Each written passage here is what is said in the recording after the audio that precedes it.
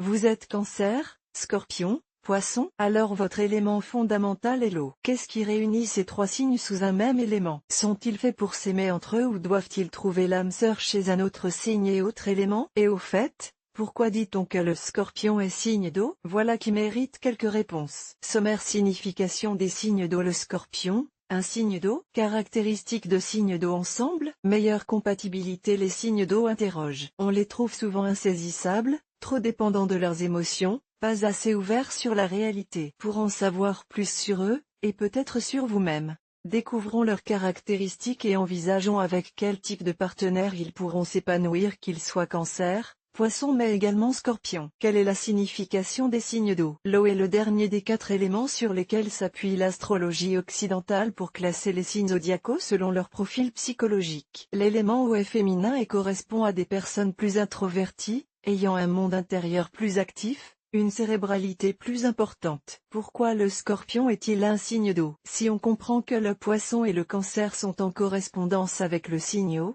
on peut légitimement se demander pourquoi le Scorpion, lui, fait partie de cette famille. D'ailleurs, certains astrologues pensent qu'il faudrait le ranger parmi les signes ayant pour élément le feu, comme le Bélier, le Lion ou le Sagittaire. Personnellement, je ne suis pas d'accord. Certes, le Scorpion peut être impulsif comme l'est un signe de feu mais, chez lui, c'est toujours et encore le cérébral qui dirige. Et c'est en cela qu'il est un véritable signe d'eau. C'est un peu comme le Verseau qu'on aimerait voir correspondre à l'élément eau alors qu'il est, si on l'observe bien, principalement régi par l'air. Quelles sont les caractéristiques des 3 signes d'eau? Les signes Cancer, Scorpion et Poisson accordent énormément d'importance à leurs émotions. Peut-être trop diront certains. Ce sont des signes introvertis, centrés sur leurs pensées, leurs rêves, leur imagination. C'est pourquoi on retrouve chez ces individus une appétence pour la spiritualité. Dans le domaine sentimental, les signes d'eau sont très attentionnés. Ils aiment les plaisirs de l'alcôve et savent amener leur partenaire là où ils souhaitent aller. Pour eux,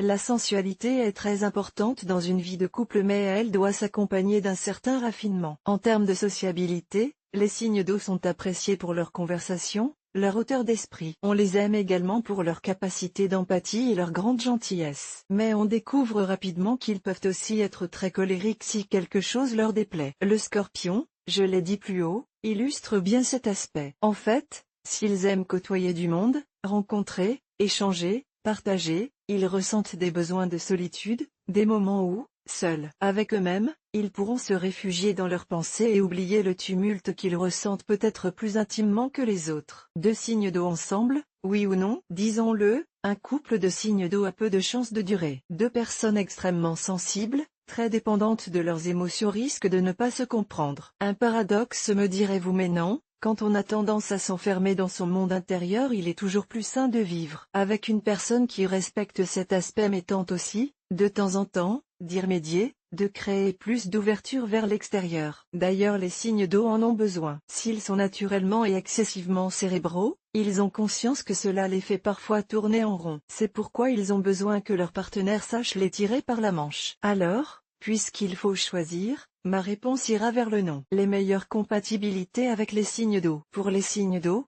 je favorise la relation avec des partenaires associés à l'élémentaire. Ce sont bien, en effet, les signes Taureau, Vierge et Capricorne qui peuvent les aimer en respectant ce qu'ils sont. D'ailleurs la nature est là pour nous rappeler à quel point l'eau et la terre sont liées, sont génératrices de vie. On l'aura compris, dans l'alcôve, la conjugaison terre-eau fera des étincelles. Mais attention, le signe d'eau devra faire un effort pour ne pas trop s'isoler dans ses pensées. Sans cette prise de conscience, il lassera son partenaire avide manifestation de tendresse. L'amour avec les signes d'air aura du mal à durer. Il est vrai qu'avec l'air et l'eau, on pense davantage aux tempêtes et aux ouragans. Mais leur cérébralité commune pourra cependant les rapprocher s'ils savent se créer, parallèlement, des activités tournées vers l'extérieur. Avec les signes de feu, les cancers, Scorpions et autres poissons se sentiront trop bousculés. Ils seront charmés au premier abord par la chaleur, l'enthousiasme et le dynamisme de ces signes mais, rapidement, ils déchanteront. D'ailleurs les signes de feu, eux, ne supporteront pas longtemps leur côté trop introverti.